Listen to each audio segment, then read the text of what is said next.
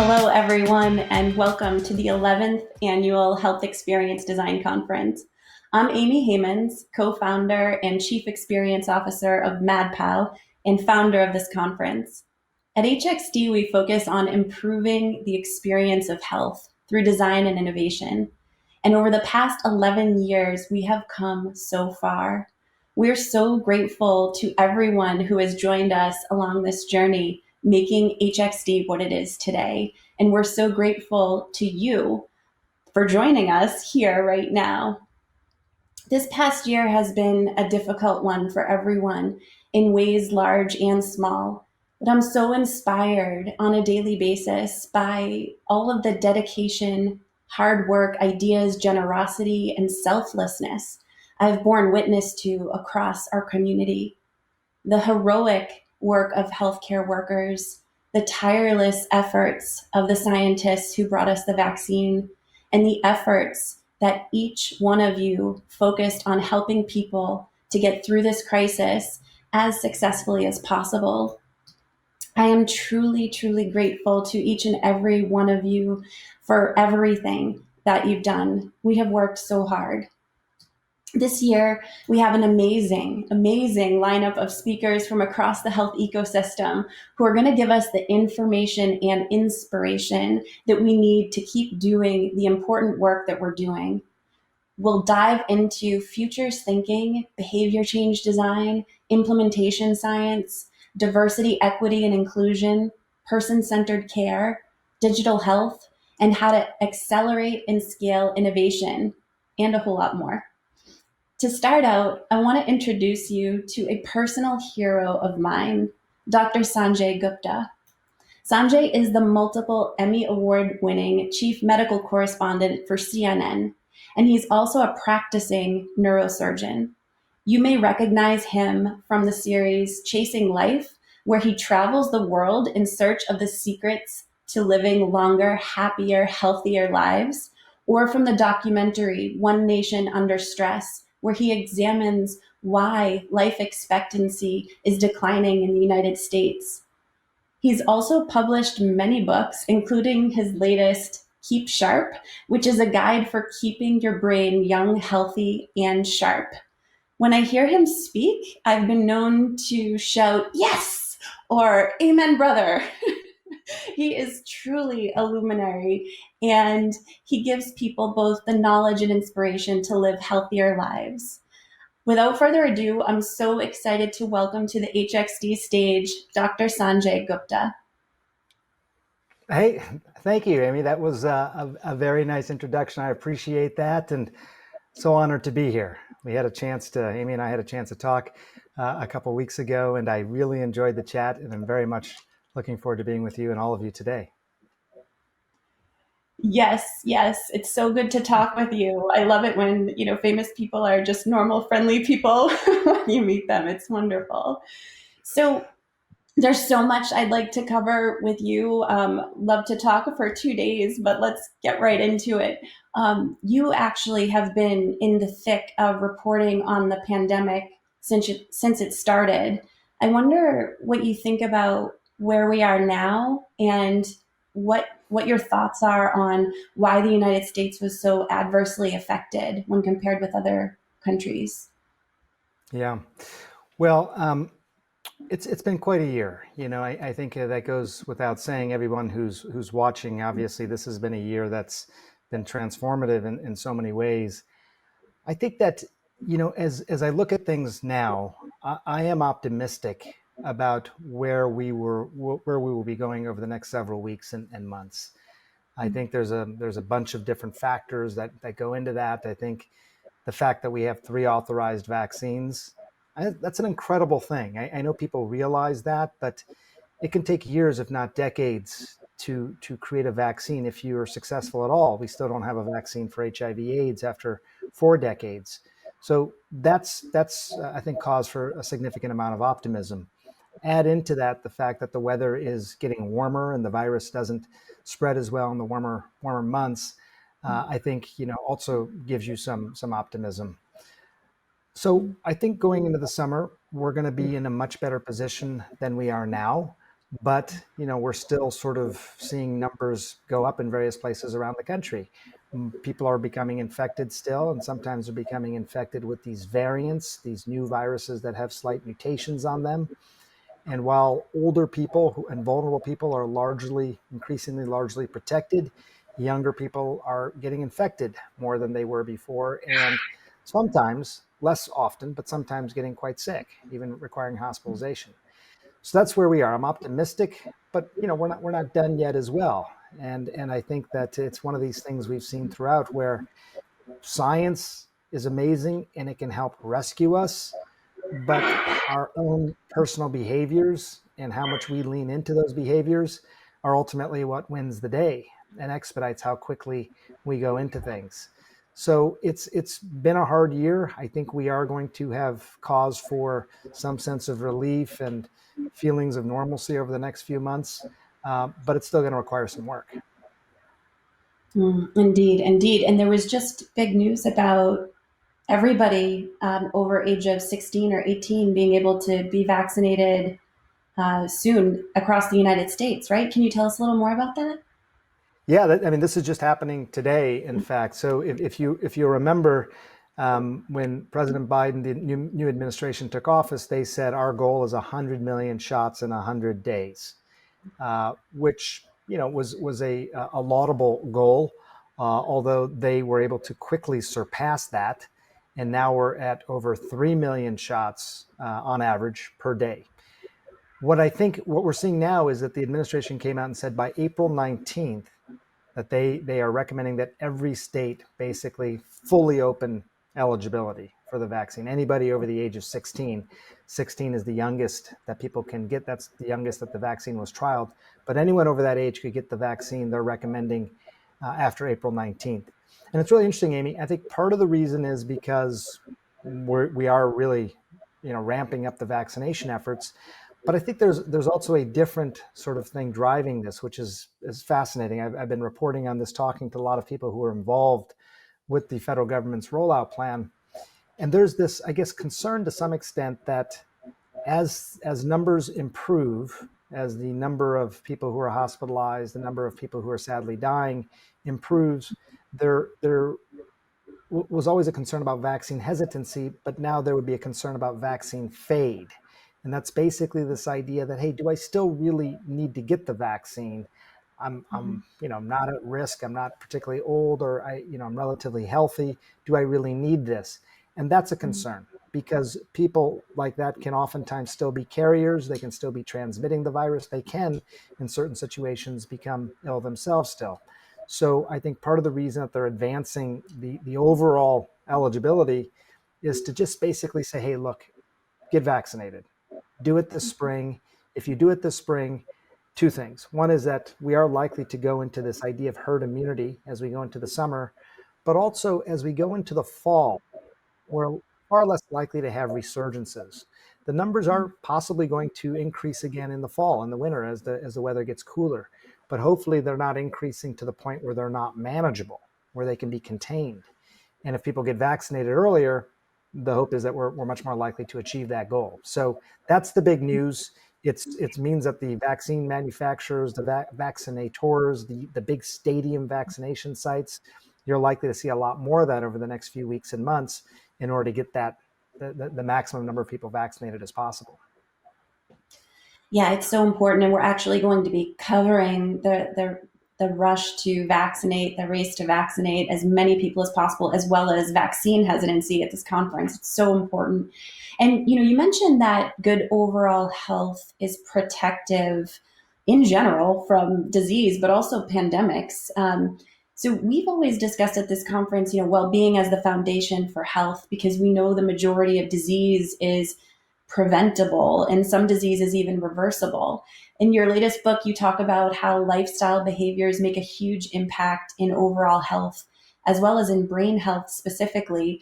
Now, I know every person is different, of course, but what do you think are the most important behaviors for us to focus on in our work at health organizations, trying to help improve the health experience for others, as well as for ourselves too? Yeah. Well, as you're asking this question, I'm realizing I didn't fully answer your first question, which is because I think this relates to it. Why did the United States get so adversely?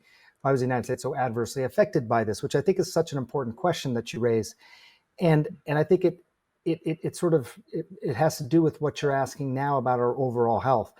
There's lots of reasons why the United States was the most adversely affected. I will preface by saying that there's all these exercises that go on around the world, looking at a country's sort of response, what they're capable of responding to when it comes to pandemic, and scoring it. And in fact, before this pandemic, the United States scored the highest. They had the highest pandemic response scoring, meaning that, based on resources and overall wealth of the country and public health, all that sort of stuff, the United States should have been a leader in terms of our response. And as you correctly point out, we were tremendously adversely affected. I mean, we're not even 5% of the world's population. And at various times, we had 20 to 25% of the world's new coronavirus infections. I think there's a couple things. One is that, sort of more philosophically speaking, I think we have become a society in the United States and other wealthy countries as well, where we kind of wait for science to rescue us. We will focus more on, a pill, an operation, some sort of therapeutic, as opposed to the good, healthy behaviors, because we've had that option, the convenient option, the one that requires hardly any work. You just pop a pill. And that becomes a culture, Amy, that it's a little bit hard to describe. We want the home run, we want the knockout, we want the touchdown. We don't want the single base hits as much. That's is that a waste of time? Is that, why do I need to bother myself with that? And that hubris, I think, can really get in the way. We saw the same thing, by the way, 100 years ago during the flu pandemic of 1918, 1919. The same sort of thing in the United States. There were parts of the country that simply believed, hey, look, we're the United States. We can weather this. We don't have to do all these basic public health practices. And that adversely affected us. But the second thing, I think, to your question, the matrix, the overall substrate of the country is not a very healthy country compared to places around the world. 30% of the country now is classified as either severely overweight or obese. 30%. And we knew obesity was a tremendous risk factor for this particular disease of COVID. When you start to look at the overall health of the country, you couple that with this idea that we did not lean into basic public health practices, that ends up being a real sort of prescription, I think, for being really adversely affected. I don't. I think the lessons are clear here. What I don't know is how well we will have learned those lessons and be able to lean into the basics next time. I'm optimistic about it because I look at other countries around the world, like Hong Kong, for example. They got very hit by SARS back in 2003.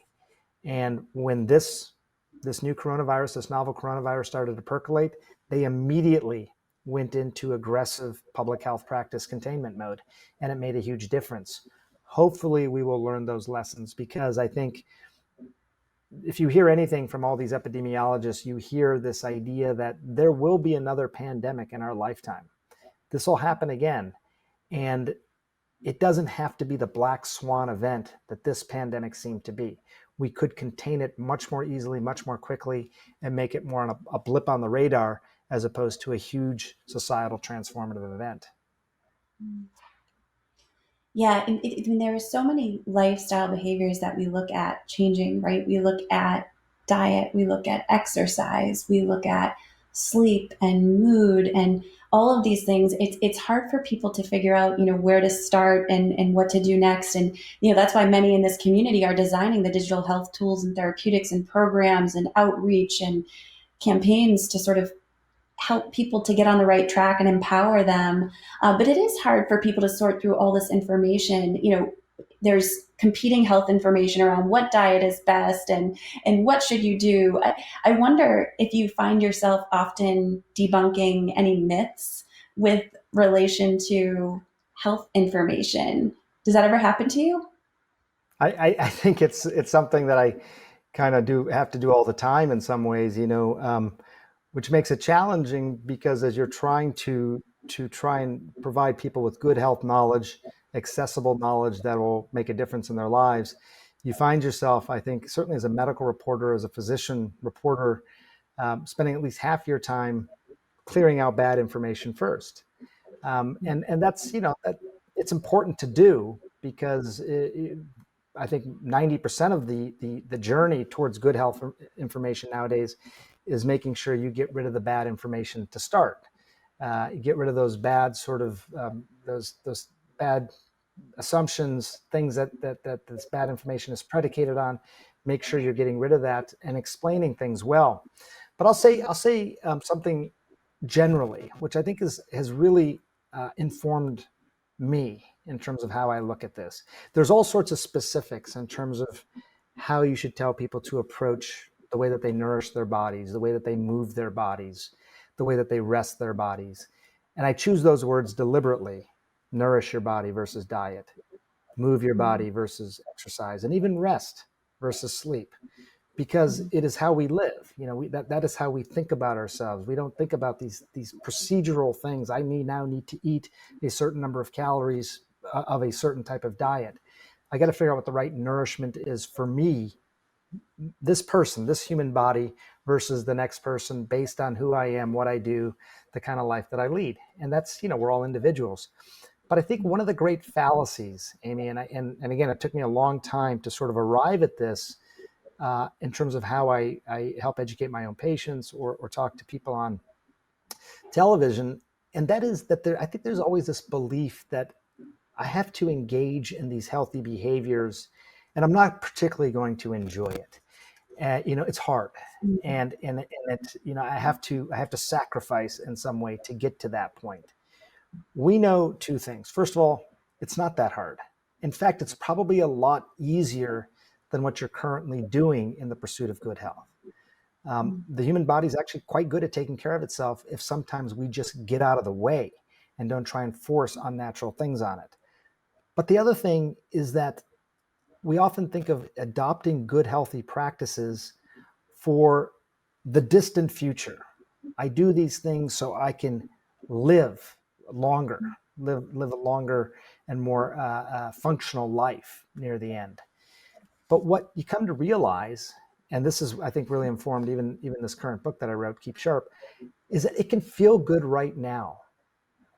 Doing and abiding by good, healthy practices isn't just about the future. Doing those things feels good now.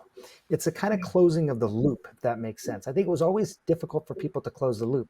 So, doctor, you're asking me to eat right and exercise and do all these healthy things. And then what? Nothing happens to me? That's not the most inspiring message.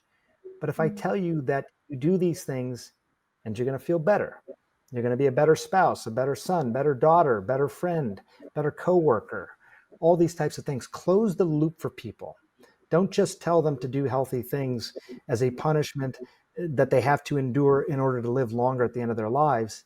Tell them what it's going to do for you now. So I'll just pick one: rest.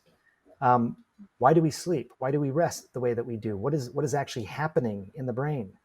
Reminding people that is a time when actually your brain can be quite metabolically active, and that all the wonderful experiences you've had today or this week or this month, it is during that rest period where the brain starts to consolidate those things into memories, starts to create the movie track of your life, the thing that you reflect on years down the road and remember fondly about these experiences. It helps clear out waste from your brain at that time. The waste is always being cleared out of your brain all day long, but during rest is when that process is most efficient. And you feel good as a result. Yes, it lowers your risk for diseases like dementia later on down the road. But yes, it feels good now. You're more productive, you're happier, you're more likely to find joy in simple things. It is fascinating when you really start to dig into this research. I'm not just spouting off anecdotes here. There is real research behind what I'm saying, this idea that doing good feels good. I got to tell you, you and I were joking about opening this session with a dance party. I may have had a private dance party before our interview to get up my energy and make my brain work well for this interview. And it definitely works. I love the words too about nourishing and nurturing and resting. So inspiring.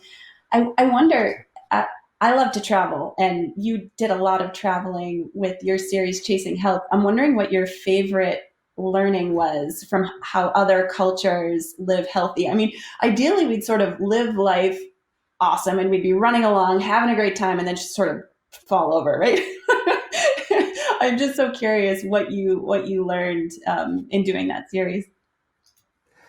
Well, first of all, it was a tremendous privilege to work on a series like that. I mean, the basic idea, talking to all these the producers, was let's go to these places around the world where people are living these extraordinary lives, and try and learn from them. We want to go to places where we think they're doing things that are transferable. They're not so unique to a place that, hey, look, that's great for them, but I would never work here in the United States, or things like that. But also defining, just spending time defining what is a good life. I mean, people oftentimes use longevity as the measure because it's an easy thing to measure, a long life. But that's, I think most people, I imagine, especially in this audience, would agree that that's not the only metric. I mean, you want to live a long, you want to live a functional, you want to live a happy life, you want to have a life full of meaningful connection with people. So it was a privilege to do, and I got to visit these places around the world. One of the places that ended up having a outsized impact on me, and I think maybe I would list it as one of my favorites as a result, was actually going to Bolivia and essentially living with the Chimani indigenous tribe in Bolivia in the middle of the Amazon rainforest for a period of time. Now, the reason I had decided to do that was because I had read this little article about a group of people who were thought to have, and this was in the article, the healthiest hearts in the world. The healthiest hearts in the world. And I thought, well, that's an extraordinary thing to say, the healthiest hearts in the world. Again, you'd think, well, wouldn't it be a place like the United States because we have stenting and we have cardiac bypass surgery, we have statin drugs, we have all these things. But of course, that's not the case, right? That's all to treat disease or to try and prevent disease from progressing. This was a tribe of people who were thought to essentially have no heart disease. My family, I have heart disease. My father had heart disease. I worry about heart disease all the time. How could it be that a society of people has no heart disease? I thought everyone was sort of preordained to develop some heart disease. So anyways, I flew to Bolivia. I flew to La Paz, Bolivia, which incidentally is the highest altitude-wise capital city in the world. When you're getting off the plane there, they will give you oxygen, because you're at such high altitude. And from La Paz, eventually I flew via a small plane to Rurrenabaque, which is right on the edge of the Amazon rainforest. And then we drove as far as we could into the forest in these 4x4 vehicles until we could drive no more. And then we got in canoes and just basically drifted down these estuaries and rivers in search of the Chimani tribe. And which was just an extraordinary experience. I mean, it was harrowing at times because we didn't know, it was a totally different environment. We didn't know if we were going to find them for certain or not. But eventually we found an encampment of people who were part of the Chimani. And there's all these encampments around, this area of Bolivia. And we basically, they don't speak English, obviously. They don't speak Spanish. They speak Chimani. So we had to translate everything 3 ways. I'm probably giving you way more information than you care to know, but it was just so fascinating, the whole process. But the bottom line was, I wanted to find out, why did they have the healthiest hearts in the world? These researchers had sort of documented this. How was it possible? And what you find, going back to the things that we were just talking about, the big 3, the movement, the nourishment, and the rest, you find a very specific sort of lifestyle. First of all, with regard to movement, you found that the Chimani, a hunter-gatherer sort of population of people, were active, but they weren't intensely active. They didn't tend to run, for example. They walked a lot, and they hardly ever sat. They either were lying and sleeping, or they were standing and walking. That was their movement. It wasn't about going to the gym for an hour a day and then sitting or lying for 23 hours a day. It was just about natural movements. And it was just consistent. And the only people who you really ever saw sitting among the Chimani were really old people who were nearing the end of their lives. And it was almost like the sitting was sending a signal to their bodies that, your time is coming, as opposed to I'm going to sit all the time and signal to my body that my time is coming. So movement, but not intense movement. Rest wise, it was interesting. As you imagine, no devices or anything worked out there, right? So you had none of these to stare at as you're trying to go to sleep. So as a result, I set up my little tent there in the encampment around 9:30 at night after the sun went down. I was in my tent and you'd start to hear snoring. You'd start to hear heavy breathing around. And about 6:30 in the morning, with the call of the rooster in the rainforest, you'd hear people start to wake up. So people were getting good sleep, 9 hours of sleep, 8 to 9 hours regularly, just mainly because they weren't staring at screens. As far as their diet goes, it was a true hunter-gatherer diet. They're eating off the land. They eat protein. They eat, it's a lot of vegetables. They tend to farm a lot of food because if you're living off the land, farming you can count on. You may have bad hunting days, but farming you can count on. So a lot of their diet just revolved around carbs, but not processed carbs, real carbs that come from the ground. So, it was just fascinating to see that kind of lifestyle essentially could lead to no heart disease. They don't even have a healthcare system there, Amy. We spend billions of dollars on cardiac disease every year in the United States, 75% of which is avoidable cardiac disease. And it's still number one cause of death in the United States of men and women alike. They don't have a healthcare system. They don't spend a dime on it, and they don't have heart disease. So I found that deeply, deeply inspiring. That's a beautiful story. Thank you for painting the picture. Almost felt like we were there with you. Yeah. We just had a leadership forum at this conference where we were exploring futures thinking, and we were looking at the overlap of health and life. Like you said, health isn't just this, thing that people think about all the time. It's really about helping people to live their most vibrant lives. And if they are, they're going to be healthier by nature. So trying to figure out how to design the systems that affect our lives such that health is the default as opposed to sickness. It's really a beautiful aspiration for us. And, in your documentary, you sort of look at the other side of things, right? Which is the declining life expectancy in the United States. Your documentary is One Nation Under Stress, and you were looking at deaths of despair, which includes suicide, overdose, liver disease. And right now we're all dealing with a lot of stress to varying degrees. But stress is a big deal right now with the pandemic. I wonder. There's so much advice out there, but what should we all be doing to manage stress? What do you do to deal with stress? Well, thank you for mentioning the HBO doc. That was a labor of love, and I wanted to really do it because I couldn't believe, and this is a few years ago now. I couldn't believe at that time, as you point out correctly, that if you looked at every developed nation in the world since World War II, every single one, and you looked at the populations of people within these developed nations, all of them had increased in life expectancy. They all just kept going up in life expectancy except for one. And the only population that was not increasing in life expectancy was the white working class in the United States. And which was just, it was kind of alarming. I think even the economists who first found this, they saw these trends, they were calculating all this data, they couldn't believe it. They had to keep reworking the numbers. How could it be, in a country like the United States with all the resources we have, that the metric by which we measure ourselves, the metric by which we will be measured hundreds of years from now, we're going in the wrong direction. How could that be?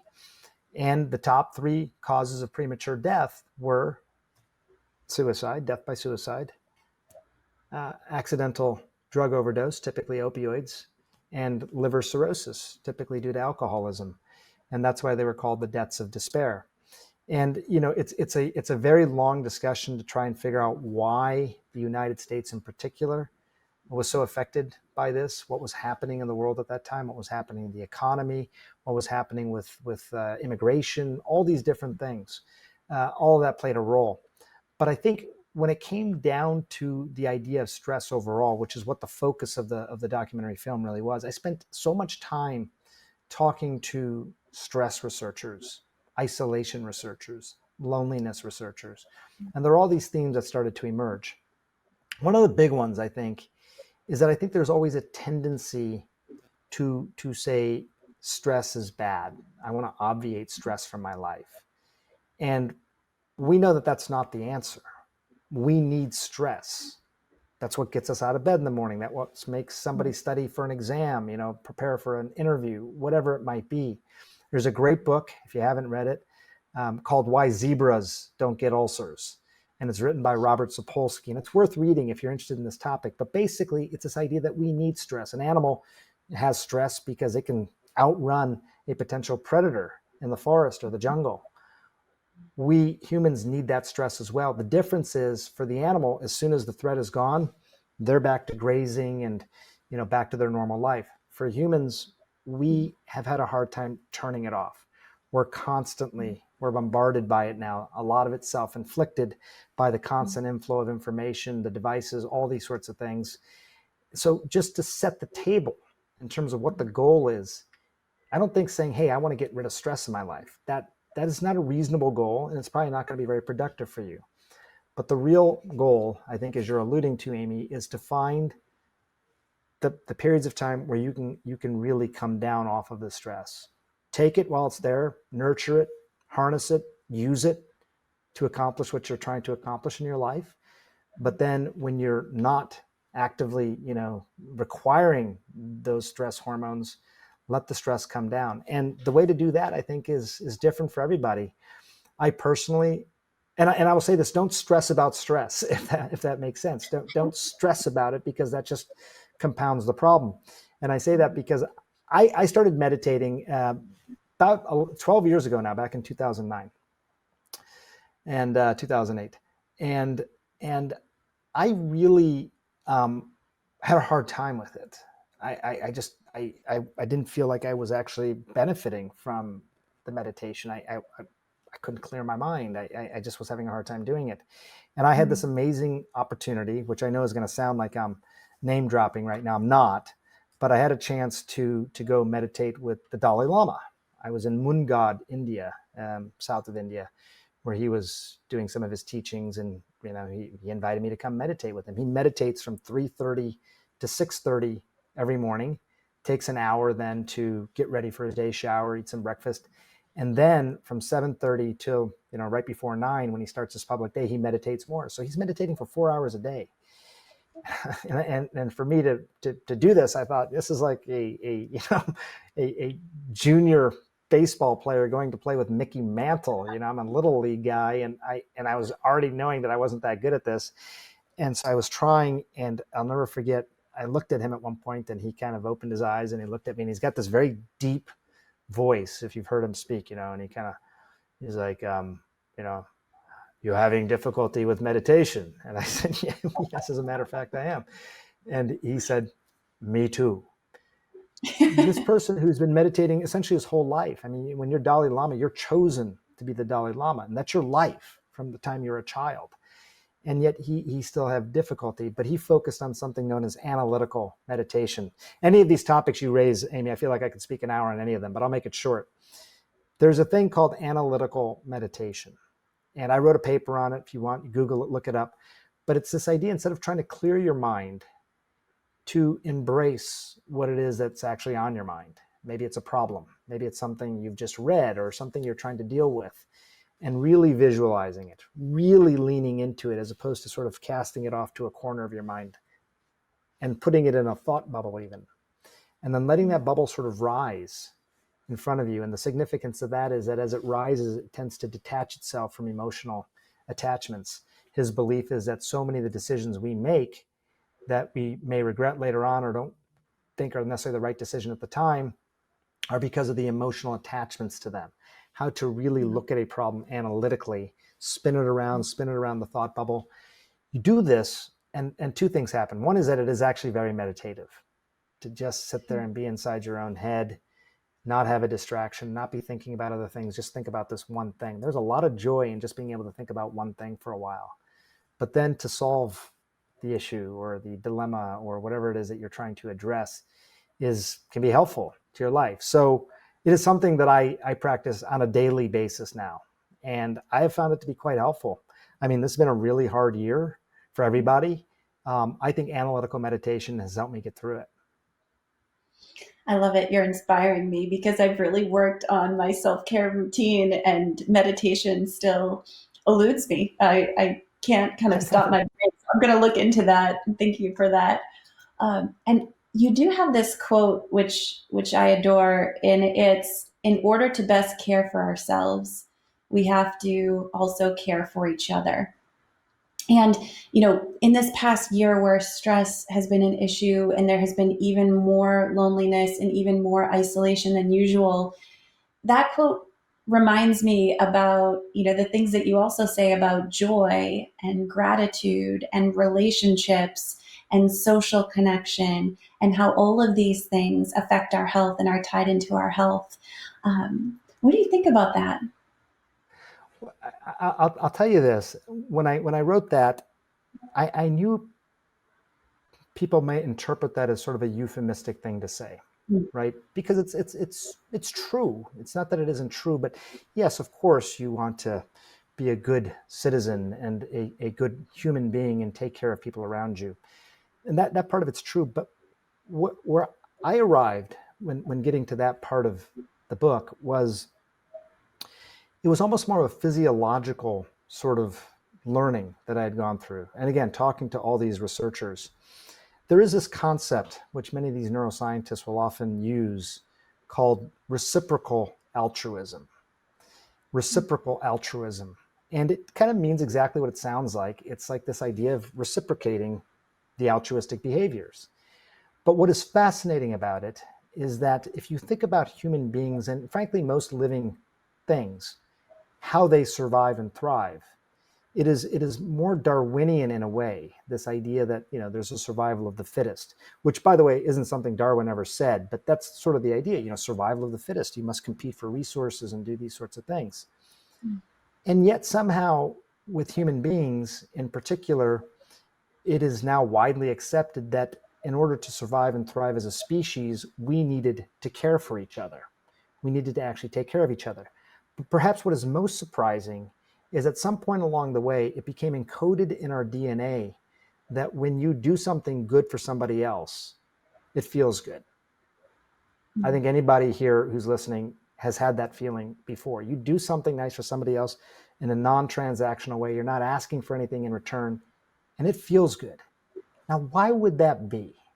Why would it be that I would give away some of my resources to somebody else, something that is for me, and it feels good to do that? How did that get encoded into our DNA and the way that we feel about things?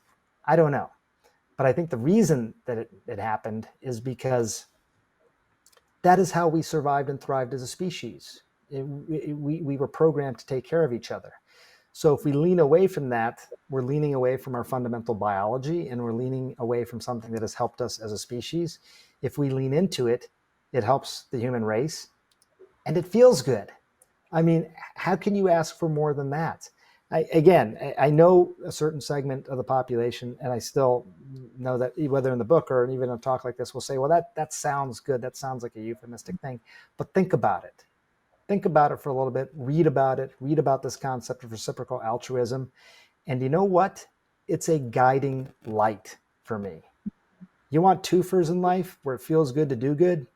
That's it. You got it right there. Oh my goodness, I love it so much. It's truly an inspiration, and I think that's a great note to close on.